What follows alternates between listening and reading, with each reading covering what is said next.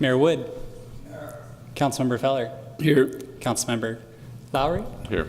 Councilmember Sanchez. Here. Councilmember Kern. Here. Doesn't want to work. There we go. Please stand for the invocation and pledge of allegiance. Zach Beck will give the invocation this evening. Please join me in bowing our heads. Father, we come before you to say thank you. Thank you for the privilege, the blessing, the honor it is to reside here in the city of Oceanside. We come together tonight as a diverse community, a community of different backgrounds, different beliefs, different presents, and different futures, yet one common goal, and that is the betterment of the city. We come together tonight to seek your guidance, wisdom, and discernment during the deliberations that transpire this evening, and in doing so, we lift up Councilmember Feller, Councilmember Kern, Councilmember Sanchez, Deputy Mayor Lowry, and we welcome back Mayor Wood, and we pray for your guidance and wisdom as these leaders lead our city into a bright and prosperous future. We say all these things in your precious name. Amen. Would OPD Explorer Jennifer Pastrana please come forward for the pledge?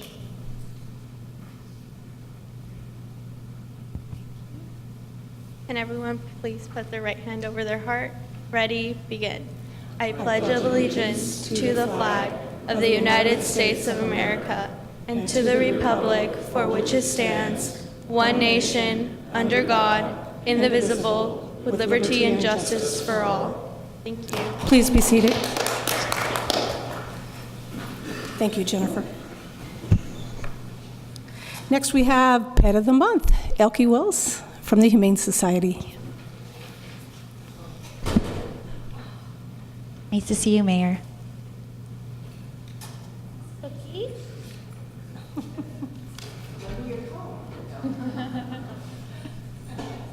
Hi, everybody. This is Cookie, and Cookie is actually 16 years old. I know, but it's a he, but made his way up those stairs with no problem. He loves going to our walking events that we put on with some of the businesses around town. He is great with all ages of people, with other dogs. He doesn't really seem to care about the other dogs around, but a pretty spry old guy. He will need consultation with one of our veterinarians because he does have, some issues that come along with getting older. But so his adoption fee is just $25. He's microchipped, neutered, vaccinated, and ready to go. But I think he's going to make somebody great. Even a busy family, I think he would be a good addition to that home. I want to let everyone know that we are giving a gift back to the community for the holidays, that you can get your pet, your dog or cat or bunny, microchipped for free every Wednesday in December at the Airport Road location. That's between 10 and noon. We also have vaccination clinics every Wednesday between 10 and noon. And those are low cost. Those are like $10 a piece. So it's a great opportunity to start the year off right and keep your pet healthy. But also on December 29th, all of our campuses will be doing free microchipping between 10 and 5. So get that on your calendar. Share with your friends and family. And of course, if anyone needs spay and neuter resources, we have those available too. Cookies available for adoption. We're open tomorrow at 10.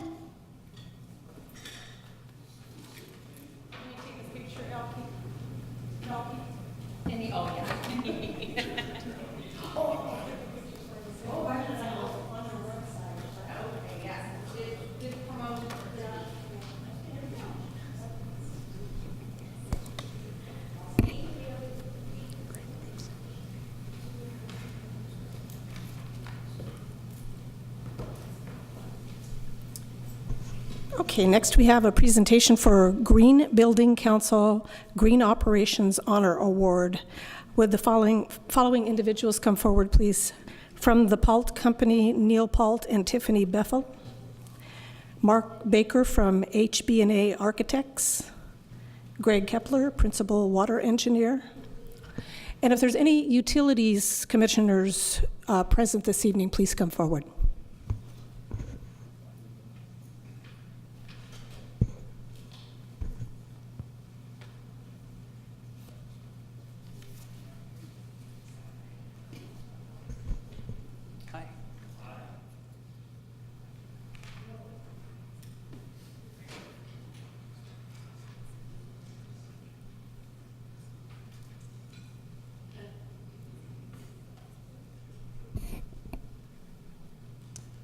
So we're here this evening to receive a LEED award for our Mission Basin administration building, and it received a LEED certification. And so we have the architects here who worked on the project, and I'll turn it over to you. Comments? So first of all, good evening, Honorable Mayor, Deputy Mayor, and Council. My name is Tiffany Beffel. I'm Managing Partner of Innovative Workshop Consulting. We're sustainability consultants and had the privilege of facilitating the LEED certification effort on the building. We're going to talk about the LEED award, but at first, we'd love to present you all with another award that we got for the project. We submitted for a green award to the Central Coast chapter of the U.S. Green Building Council. They agree that the project is fantastic and should be honored, as the city's efforts should, and their commitment to green building. And so the project was awarded the Green Operations Award from the Central Coast chapter of the U.S. Green Building Council, which not only recognizes the sustainable features as a new construction project, but also the green operations that the city has committed to and that project will serve. So we have a certificate for you recognizing the award, as well as a plaque that is made from reused and recycled products, except for the glass part. But so congratulations.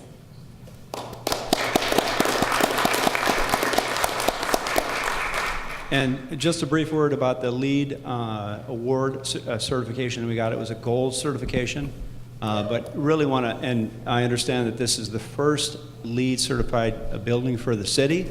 Great accomplishment, great accomplishment. And certainly it was with the efforts and the fortitude and the foresight of the group representing the city, Greg Kepler, certain Brian Boyle from Utilities, Robert Gutierrez, Colleen Foster, excellent advocate and just a taskmaster to heart. And of course, Carrie Dale, who had the foresight to really push this through and to not just for the plaques and the fancy awards, but what it really does for the environment and the long-term benefit to the environment to have a beautifully represented green building for the community and for the city. Thank you very much. Thank you. Would anybody else like to make any comments? Good evening. I was the commissioning agent for the project. I was kind of in the background as the contractors were putting in all their systems and functions and controls and things. I would like to tell you that you've got a fine building. But anyway, it was designed properly, and we had a lot of effort go into it to make sure contractors were following plans and specs. Thank you very much. Sure.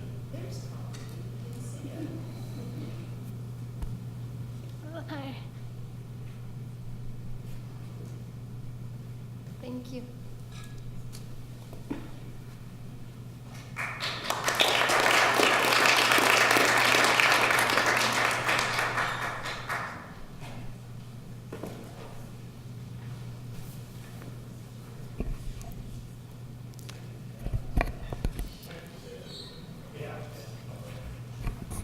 So the next item is a closed session report, and there is no closed session report because we didn't meet in closed session. So that's my report. Next, we have consent calendar, items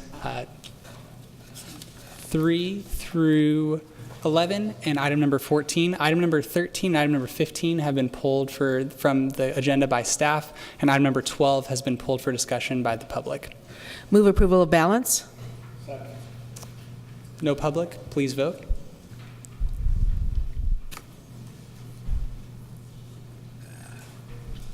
Motion approved, 5-0. We'll go to item number 12, which is approval of a professional services agreement with WLC Architects Incorporated of Carlsbad in the amount of $95,000 for design of kitchen facilities for the Corazon Senior Center Food Recovery and Culinary Arts Training Kitchen, and authorization for the city manager to execute the agreement. Jimmy Knott pulled this item and would like to speak.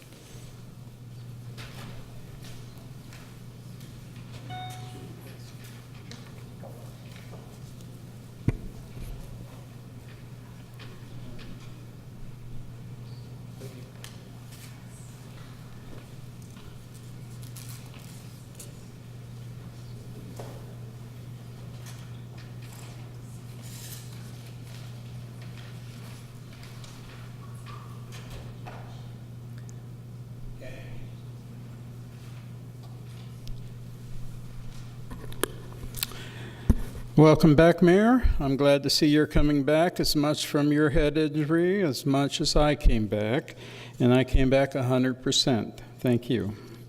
I just wanted to bring up a few questions after reading the report. The first one is having passed out to you some questions there, about 7 of them, and I wanted to make sure that staff made sure that they had the information too. There seems to be a discrepancy in the report compared to the selected contractor. The selected contractor has a projected cost for the project of $955,000. However, there is only an available budget of $850,000. And if we take the $95,000 for the architect, that raises it up to a deficit of $200,000. So that's number one question. Number two is, will there be a combined senior citizens utility commission panel?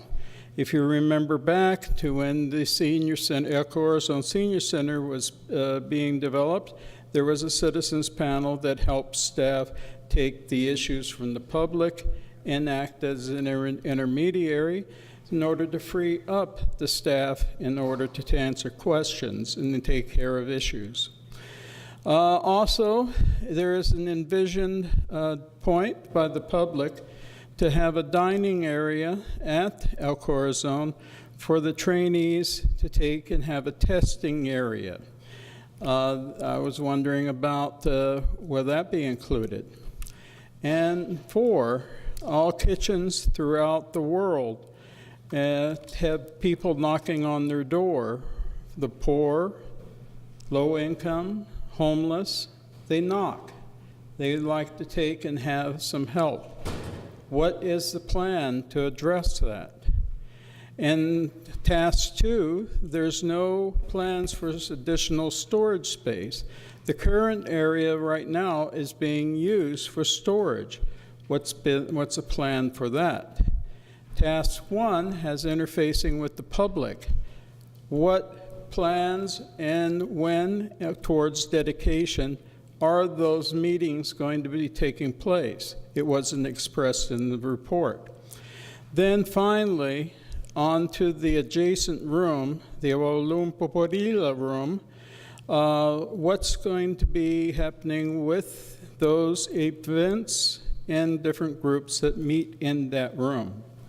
I made sure that each of you had a copy so that you had all those questions clearly there, and I wanted to make sure that staff had a copy too, so I put it there. Great. Thank you. You're welcome. No further public on this item? Staff? No staff? Okay. Councilmember Sanchez. And the council for all that they've done in support. Thank you all.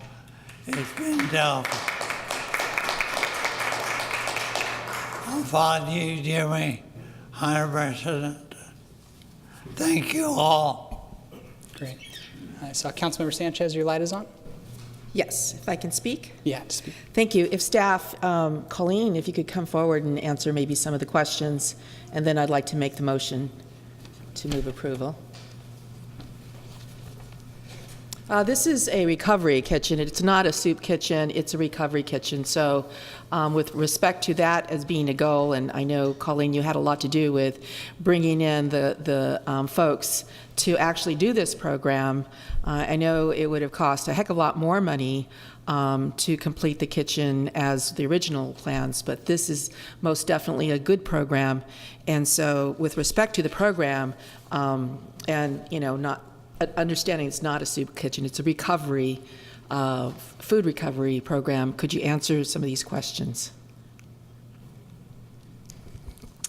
Good evening, Honorable Mayor, Deputy Mayor, and Council. My name is Colleen Foster. I'm here to answer a couple questions raised. I think the important thing to note here is we're at the beginning of design and development, and several of these questions I actually see as suggestions related to the development of programming, and that will come over the next year and a half as the kitchen gets designed and developed.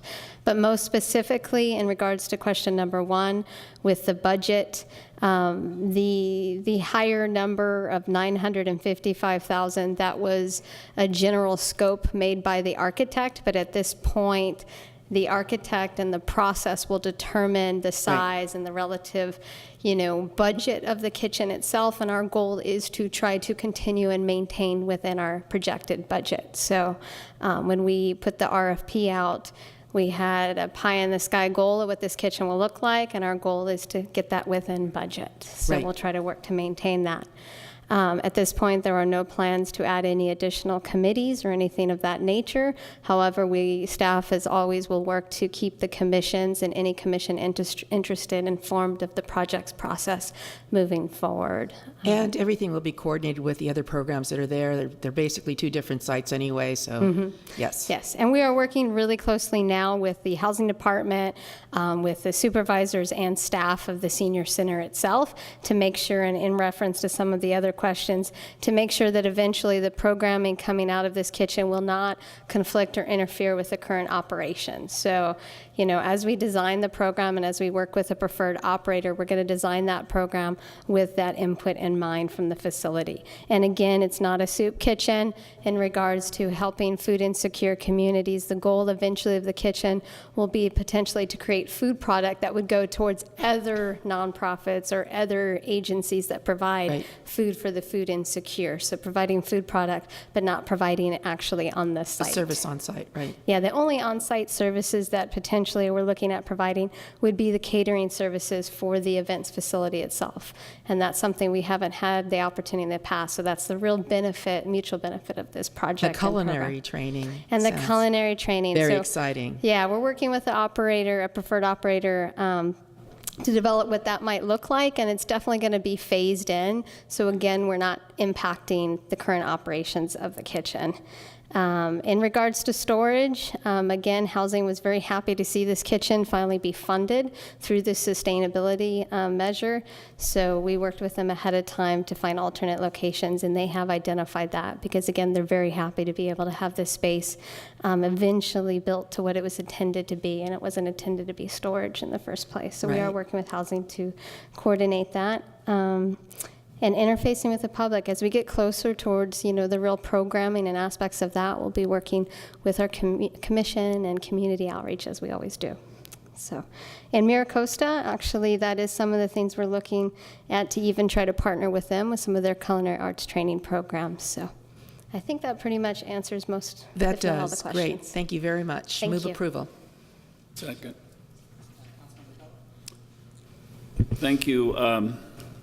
In my packet, I got 2 sheets.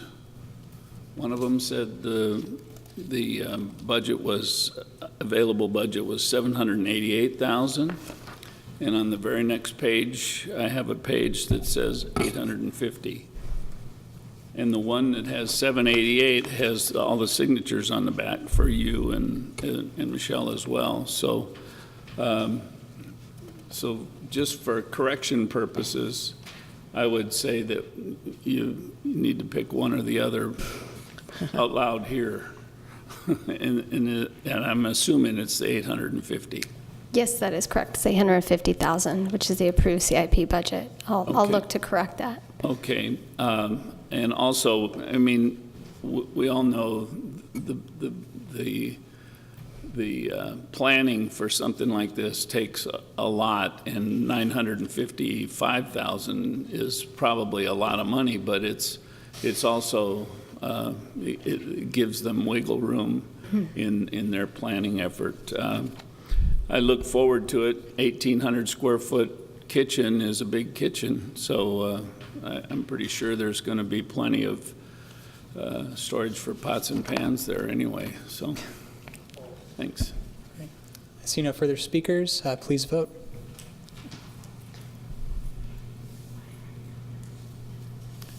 Motion approved, 5-0. Going to item number 16, which is quarterly budget update and approval of budget adjustments and transfers. Jane.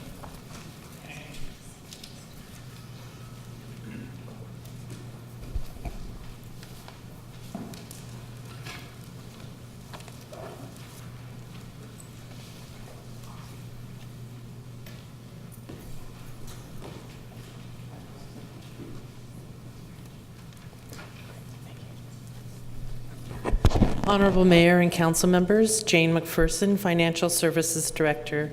I'm here today to present the first quarter ending in September 30th results, the financial status report, and presenting the budget adjustments and transfers.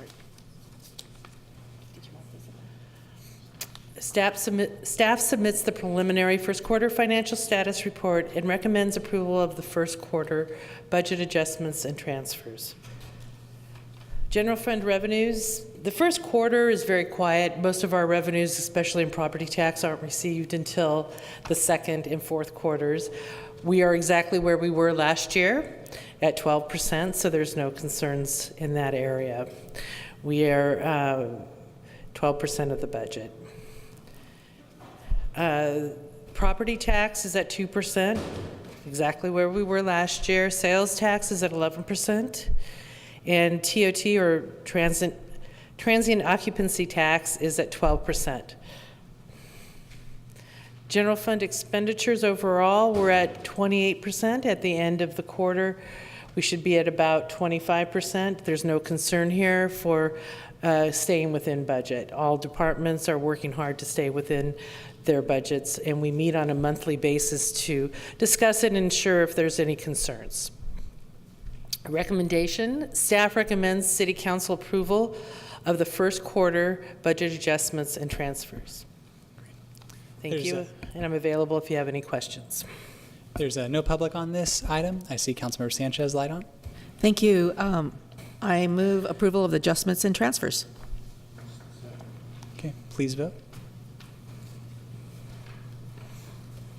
Motion approved, 5-0. Next item is item number 17, introduction of an ordinance amending Chapter 29 of the Oceanside City Code. Oh, public hearing. At 6 o'clock. Oh, I'm so sorry. You're correct. My apologies. Yes, item number 19, we have Main Street, Oceanside. Hi, Kathy. Exactly. You'll take it, huh? I know you were expecting to see Kathy tonight, but she did have an emergency. Oh. I also know you're expecting a crazy Santa hat and probably a flashing necklace and, oh, thanks, Jimmy. And a ho, ho, ho. Yeah. Alas, on such short notice, I wasn't able to procure the wardrobe, so you have to put up with me like this. It's my great pleasure to talk about some of the activities that we're going to be featuring in December. We're right in the middle of our Shop Local Holiday Passport program. This is a joint project of Main Street Oceanside, Visit Oceanside, Oceanside Chamber of Commerce, and the city's Economic Development Department. You can procure a passport at any one of the participating businesses. You get 10 stamps on your passport, turn it in, and we're giving over 50 great prizes. We'll be drawing those throughout December. The last time you can turn in your passport is December 22nd. You can pick up a passport at Main Street Oceanside, the Sunset Market or the Farmers Market, or the California Welcome Center, and you can drop off your passports there also. All the information for this event is at shoplocaloceanside.com. Shoplocaloceanside.com. Tomorrow night, holiday tree lighting ceremony, one of my favorite events every year. At 5 o'clock, we'll close down Mission Avenue and start up all the kids' activities in front of the Regal Cinema. We will have bounce houses, zip line, crafts, milk and cookies, and then at 6 o'clock, we will light the Christmas tree in front of Regal Cinema. And then after we do that, you can visit with Santa in Regal Plaza. And then also tomorrow night, and for the next 4 Thursdays in December, the holiday gift market at the Sunset Market will be open for all your holiday shopping needs. We have gourmet food gifts, apparel, jewelry, over 200 vendors every week. So come on out and do your Christmas shopping. And then, of course, many, many other holiday events throughout the city. The Star Theater production of Annie, the Oceanside Harbor Parade of Lights, Tango on the Beach, Trains for Kids at Heritage Park, many, many others. You can find out about all those events by visiting the special event calendar at mainstreetoceanside.com or at visitoceanside.com. That's what I had. Happy holidays. What kind Thank you. of tree is it? What kind of It's a tree Christmas is it? tree, Jack. Okay, thank you. I know this is a tradition. Thank you for including me. Great. Next, we have Dave Newman, Amber Newman, followed by Michelle McKechnie.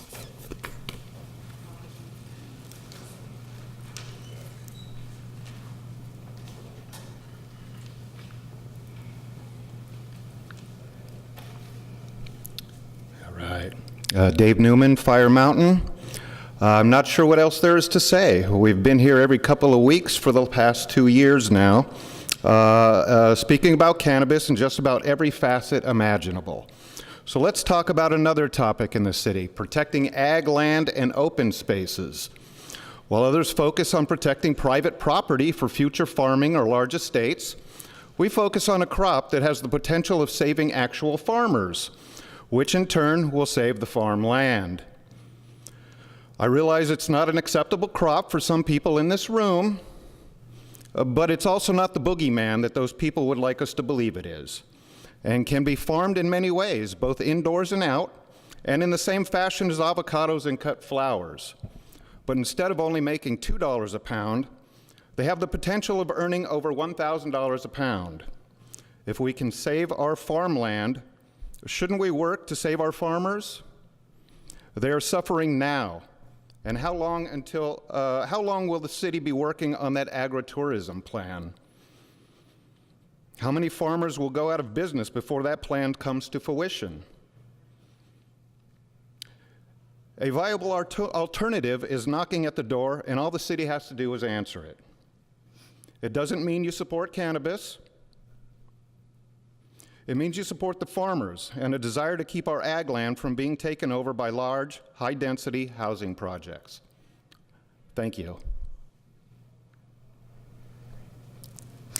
Thank you so much.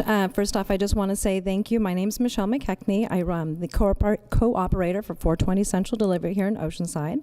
I do want to say thank you to all of you because of you guys, I have been allowed to get a license through the city of Oceanside for medical marijuana delivery. And I'm also here to thank you for being a public servant because I know it's a difficult job. As a public servant, I'm also asking you to continue serving the public and the will of the people by voting for the ad hoc's recommendations in the next 2 weeks.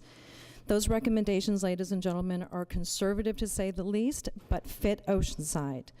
What we need to look at is the viability of cannabis in our state. We know that it's here.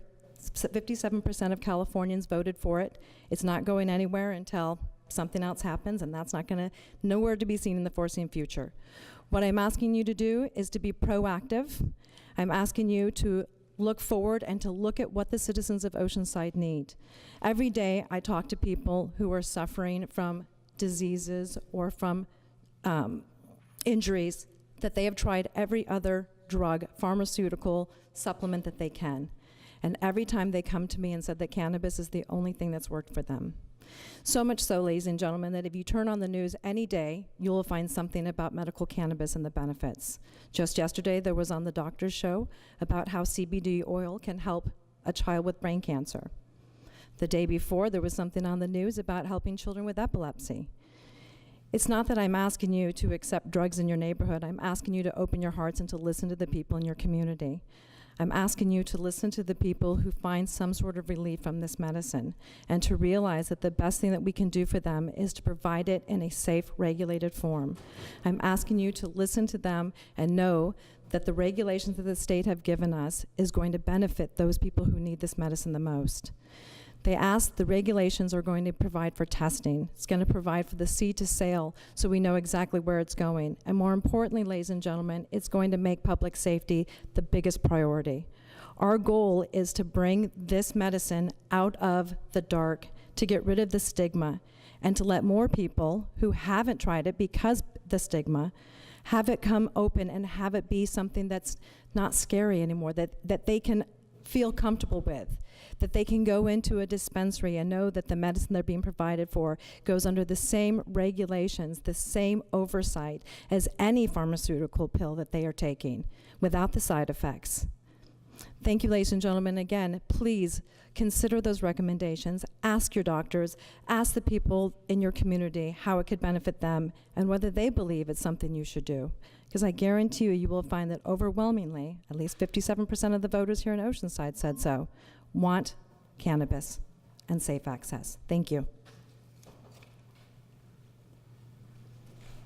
Amber Newman, obviously you know why I'm here. I'm taking one more opportunity to remind our council that 57% of Oceanside citizens voted in favor of regulating cannabis for recreational use. Medical polls even higher. Those citizens have done their job, and now they are relying on you to do your job. If you think about it, when push comes to shove, this really shouldn't be a difficult decision at all. No one is asking you to like us, to like cannabis for yourself, or to choose it as part of your own healthcare decisions. You are being asked to do two things and two things only. Uphold the will of your constituents and maintain local control of that will. To remind the folks at home, local control means that our council has the authority to modify any approved ordinance without requiring expensive elections. Failing to maintain local control and allowing those decisions to be made at the ballot box means another ballot is the only avenue for change. That's a pretty hefty price tag that could ultimately cost us all access to public programs and diminish public safety. Any elected official that would hang their constituents out to dry like that are not looking out for you, they're looking out for themselves. And haven't we really all had enough of that at this point? I continue to urge all residents to email City Council and urge them to support the ad hoc committee recommendations. This matter is too important to be left to outside interests or personal bias. Thank you. No further public on this item. I believe we have to wait until 6 p.m. for the public hearing item, so we should take a recess. Oh, council member items. Anyone from the council have an item they want to speak about? Starting with Mr. Feller, Councilmember Feller. Thank you. I just wanted to announce, and we've put it out over the email for the city, that El Camino for the first time has qualified by winning CIF last week against Eastlake. They are hosting Crenshaw from Los Angeles Friday night at El Camino. I think the chief's aware of all of that, and I think it's a great feather in the cap of the young people that play football in Oceanside, and I invite all of you. It's going to be very crowded, so if you are planning on going, you'll have to get there early, and you'll probably end up with a parking problem. And the only other thing is I want to congratulate my granddaughter that we've just married off last weekend, so I don't think she's listening right now. She might be doing something else. So anyway, that's it. Thank you. Deputy Mayor Lowry? Mayor Wood? No? No items? Councilmember Sanchez? Yeah, just Oh, yeah. at Councilmember 6. Sanchez. Yeah, I just wanted to report that Tri-City Hospital is going through a districting process. And apparently, because I wasn't there, apparently the community who had been coming to the meetings requested community meetings, that is, meetings within the cities. So they did the meetings the last week of November. And pretty much in Oceanside, there was one meeting in Oceanside, one meeting Carlsbad, both in the same day. One, I believe, 5 to 7, and the other one 5 to, I guess, 6. And then the one in Carlsbad was at 7 for an hour. And the one in Oceanside, I think there were 5 people who showed up. In the one at Carlsbad, 1 person showed up, actually from Vista.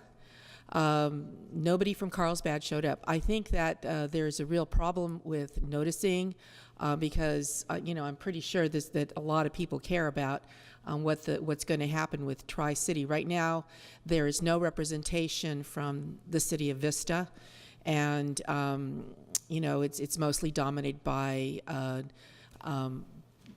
people residing in Carlsbad. So I believe in terms of the populations, they would have 2 each from cities of Carlsbad, Vista, and Oceanside. Carlsbad, Vista, and Oceanside, and possibly a 3rd seat would be Oceanside, because of course it's all based on population. So they're having another meeting tomorrow. It's a special meeting, and I'm sorry I'm not really sure what it is, because Tri-City usually, the board usually meets I believe it's the last Thursday of the month, and instead they're meeting December 7th at 3 o'clock.